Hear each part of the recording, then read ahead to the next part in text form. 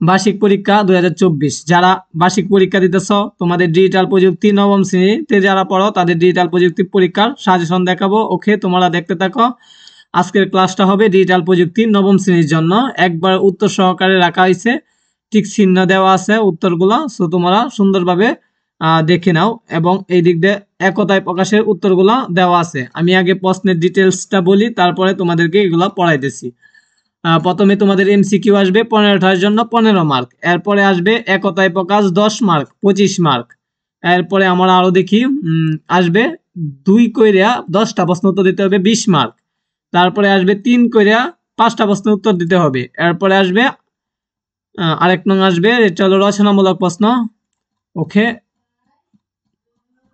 আমরা দেখি রচনামূলক প্রশ্ন। এই যে 8 কইরা 5টা প্রশ্ন উত্তর দিতে হবে, 5 আর 40 মার্ক। এখন আমরা এই সাজেশন গুলা পড়ানোর আগে বলে নিই, তোমরা যারা এই পিডিএফটা নিতে চাও তারা অবশ্যই ভিডিও শেষ পর্যন্ত দেখবা। ভিডিও শেষে বলে দিব যে কিভাবে তোমরা এই পিডিএফটা নিতে পারবা, এবং এই পিডিএফই না, প্রত্যেকটা পরীক্ষার পিডিএফই নিতে পারবা।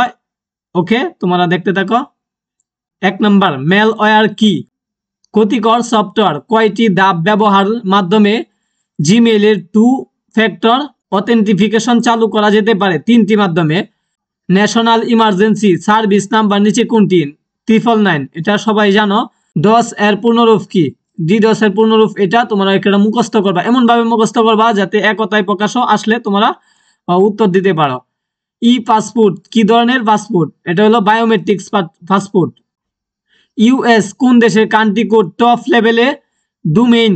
এটা হবে যুক্তরাষ্ট্র। এরপরে গোডাবডিতে সাবস্ক্রিপশন করার পূর্বে এর ফিচার সমূহ এক্সপ্লোর করার জন্য কতদিন ট্রায়াল করার সুযোগ থাকে? 30 দিন। নিচে কোনটি গুগল সাইডের ওয়েব অ্যাড্রেস? এটা হলো গুগল সাইডের এটাতে তোমরা গুগল সাইডে এই ওয়েবসাইটে ঢুকলে তোমরা নিজস্ব একটা পোর্টফোলিও তৈরি করার জন্য ওয়েবসাইট তৈরি করতে পারবা। এরপরে একটা উদ্দীপক দিছে, উদ্দীপকটা থেকে তোমাদের উত্তর দিতে হবে 9 এবং 10 এর উত্তরটি। এরপরে তোমরা উদ্দীপকটা পড়ে এইগুলো উত্তর দিও। আমরা পরে দেখি, ইন্টারপ্রিটার কি ধরনের কাজ? কোনটি নয়। এনে যে 3টা উত্তর দিছে, 3টাই ভুল। OSI এর পূর্ণরূপ কি? OSI এর পূর্ণরূপ এখানে দেওয়া আছে, তোমরা মুখস্থ করে নিও।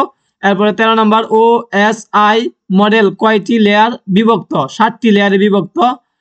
শেয়ারকৃত ফাইল সুরক্ষার জন্য কোনটি ব্যবহার করা হয়? পাসপোর্ট ব্যবহার করা হয়। ইরর কন্ট্রোল করা হয় কোন লেয়ারে? ইরর কন্ট্রোল করা হয় ডাটা লিঙ্ক লেয়ারে। এরপরে একতায় প্রকাশের উত্তরগুলা তোমরা দেখে নিও, এই সাইডে উত্তর সহকারে দেওয়া আছে।